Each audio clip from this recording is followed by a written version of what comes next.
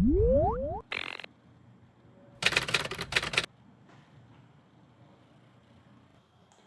episódio 29 sobre limite de placas tectônicas, falamos que a litosfera rígida da Terra é fragmentada em uma série de placas tectônicas que se movimentam sobre o manto astenosférico.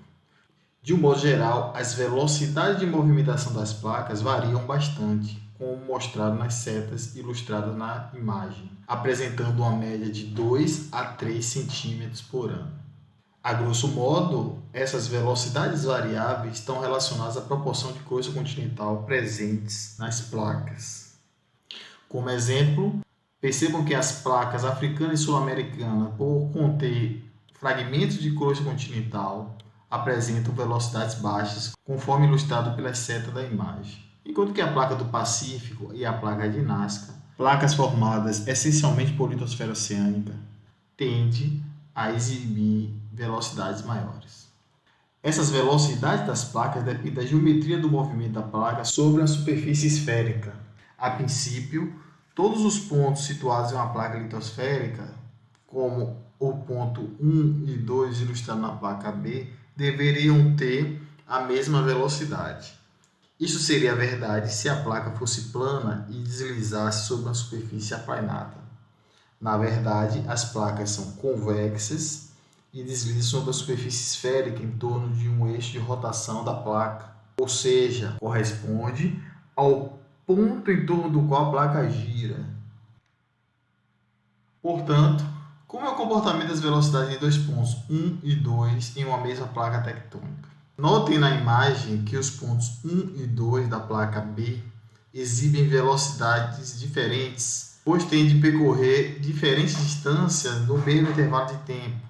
Portanto, o ponto 2, por estar mais distante do eixo de rotação da placa, possui uma velocidade maior do que o ponto 1, que está mais próximo do eixo de rotação da placa. Em síntese, para uma determinada velocidade angular, a velocidade de pontos distintos em uma placa aumentará com a distância do polo, isto porque o polo gira, mas não se desloca. Portanto, um ponto sobre o eixo de rotação da placa tem velocidade zero, enquanto todos os demais pontos da placa assumem velocidades proporcionais à distância ao eixo de rotação da placa. Assim, a velocidade desses pontos é ilustrada pela relação entre a distância sobre o tempo. Como eles devem percorrer um mesmo intervalo de tempo, como a distância a percorrer do ponto 2 é maior que a distância a percorrer do ponto 1 devido à sua distância ao eixo de rotação da placa, logo, na placa B, a velocidade do ponto 2 é maior do que a velocidade do ponto 1. Assim, dois pontos distintos em uma mesma placa podem apresentar diferentes velocidades. Quanto mais distante do eixo de rotação da placa, maior será essa velocidade. A medida da velocidade das placas litosféricas geralmente é relativa. A velocidade absoluta pode ser determinada a partir da utilização de pontos de referência conhecidos como pontos quentes ou hotspots. A imagem mostra a deriva da placa tectônica do Pacífico. Os hotspots são definidos como regiões de centros vulcânicos ativos que não estão associados com o limite de placas tectônicas, mas são aparentemente fixos uns em relação aos outros, podendo ocorrer tanto em bacias oceânicas, como ilustrado na imagem, quanto no interior dos continentes.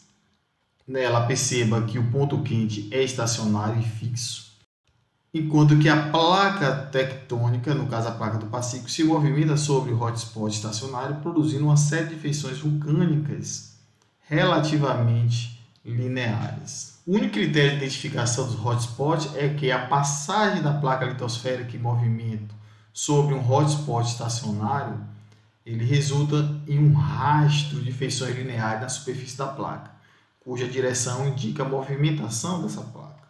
A imagem mostra a formação de ilhas vulcânicas originadas a partir de pontos quentes.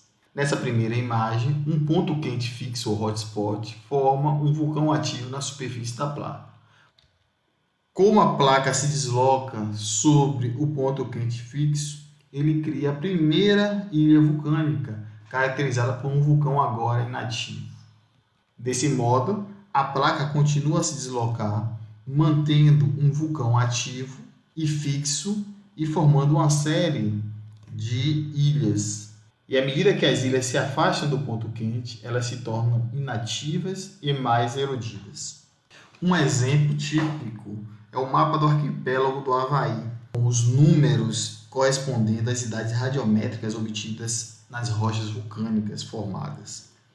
Há 5,6 milhões de anos, a ilha mais antiga se formou acima do ponto quente, que atualmente alimenta os vulcões ativos da ilha do Havaí, do extremo sudoeste do arquipélago. O movimento da placa sobre o ponto quente é evidenciado por um rastro de feições lineares ou ilhas vulcânicas que indica a direção do movimento das placas tectônicas. Portanto, nesse período a placa do Pacífico se deslocou de sudoeste para noroeste. A posição que a placa está ocupando sobre o ponto quente é marcada por um vulcão ativo que se torna inativo à medida que a placa se afasta do ponto quente. Outra ilustração mostra que o ponto quente é fixo e a placa está se movimentando sobre esse ponto fixo de atividade magmática, formando uma série de alinhamentos de vulcões, cujas ilhas se tornam progressivamente mais antigas e inativas e erodidas. Dessa forma, a posição que a placa está ocupando sobre o ponto quente é marcada por um vulcão ativo e se torna progressivamente inativo à medida que a placa se afasta do ponto quente. Na imagem abaixo, percebam que as ilhas vulcânicas do Havaí mostram a mudança na direção de movimento da placa do Pacífico, com um ponto de inflexão há aproximadamente 43 milhões de anos atrás, sem modificações nas isócronas magnéticas do fundo oceânico. Uma pergunta que intriga os geólogos é por que ocorrem essas mudanças de direção da placa tectônica sobre o ponto quente. A hipótese é que no manto em convecção essas plumas não permaneceriam em posições fixas entre si, mas poderiam estar em deriva em corrente de convecção de direções variáveis, mudando sua orientação ao longo do tempo geológico. Portanto, o alinhamento das ilhas do Havaí representa um exemplo clássico de alinhamento de vulcões produzidos a partir de um ponto quente estacionário ou hotspots. O alinhamento de vulcões de Yellowstone no noroeste de Wyoming, nos Estados Unidos, que marca o movimento da placa norte-americana sobre um ponto quente durante os últimos 16 milhões de anos, registrado como um rastro de feições vulcânicas sobre a litosfera continental. Esses dois exemplos mostram que um ponto quente pode ocorrer tanto em uma litosfera oceânica quanto em uma litosfera continental. Um terceiro exemplo, e bastante intrigante, é a Islândia. A Islândia é o único exemplo do mundo de um ponto quente que está sobre uma dorsal mesoceânica. Dessa forma, existem duas contribuições de atividades magmáticas, uma relacionada ao magmatismo de um hotspot e outra associada à distensão das placas litosféricas na dorsal mesoceânica. Na prática, essa região apresenta 6 a 7 vezes mais magmatismo que qualquer arco magmático conhecido. Na superfície do planeta Terra, como ilustrado no mapa, existe uma série de pontos quentes que apresentam como características principais. A primeira é que, ao contrário das dorsais mesoceânicas, que são sismicamente ativas e são marcadas por uma grande frequência de terremotos, as ilhas vulcânicas formadas pelos hotspots, como exemplo o Havaí, não são marcadas pela frequência de terremotos. Elas são cadeias assísmicas. A segunda característica é que as ilhas devem ser progressivamente mais antigas e mais erodidas à medida que a distância do ponto quente aumenta. A distribuição mundial dos alinhamentos das rochas vulcânicas, elas permitem calcular o quanto o sistema global de placas tectônicas se move em relação às partes profundas do manto. Em síntese, característica dos hotspots: 1. Não é marcado por uma frequência de terremotos, são cadeias assísmicas. 2. À medida que a placa se desloca sobre o ponto quente, as ilhas ou o rastro vulcânico formado se tornam mais antigas e mais erodidas. E o terceiro é que ela permite determinar a velocidade absoluta das placas tectônicas. Resta-nos compreender qual é o mecanismo que produz o vulcanismo intraplaca produzido pelos pontos quentes. Quando os peridotitos trazidos por uma pluma chegam em regiões menos profundas, onde as pressões são mais baixas, eles começam a fundir por descompressão adiabática, produzindo um magma basáltico e uma série de condutos na litosfera. Em síntese, com a diminuição da pressão ocorre descompressão, o manto funde, gerando magmas e uma maior fluidez. Esses magmas ascendem de uma região mais fechada, como o centro terrestre, para uma região mais aberta, como a superfície.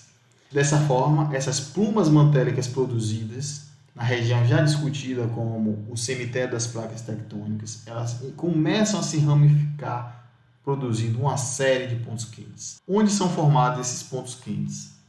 Atualmente é bem compreendido que existem cerca de 49 pontos quentes distribuídos ao longo da superfície da Terra, cuja ocorrência está relacionada a primeira delas, as grandes superplumas são formadas numa região específica do interior da Terra, representado pelo limite manto-núcleo, a 2.900 km de profundidade. Nessa primeira região, cerca de 10 estão relacionadas a anomalias térmicas originadas da interface manto-núcleo, conhecido como camada de duas linhas ou cemitério das placas tectônicas. Esses hotspots são conhecidos como hotspots primários. À medida que a pluma ascende, ela vai encontrando espaços mais abertos, até chegar no limite de 660 km, que marca a transição do manto inferior bastante fechado e denso para o manto superior, onde as rochas possuem um empacotamento aberto. Nessa região, a pluma encontra espaço mais aberto e sofre uma ramificação, produzindo uma série de condutos que incidem na superfície da Terra na forma de pontos quentes, representados por 20 deles, denominados de hotspots secundários, pois correspondem às ramificações dos hotspots primários produzidos a 2.900 km de profundidade, por duas superplumas localizadas, uma sobre o Pacífico e a segunda sobre o continente africano, tendo relação com anomalias térmicas existentes na base da zona de transição do manto a 660 km de profundidade. Os pontos quentes restantes estão relacionados a processos mais superficiais que ocorrem a aproximadamente 200 km de profundidade na astenosfera, tais como convecção de pequena escala e descompressão adiabática, entre outros. Em síntese, os hotspots se originam a partir do limite manto-núcleo, onde são formados as grandes superplumas que ascendem à superfície e atingem o limite entre o manto inferior e o manto superior, se ramificando em uma série de hotspots a 660 km de profundidade. Os demais pontos quentes são associados a processos mais superficiais, como descompressão adiabática relacionada ao afinamento litosférico, convecção de pequena escala, dentre outros.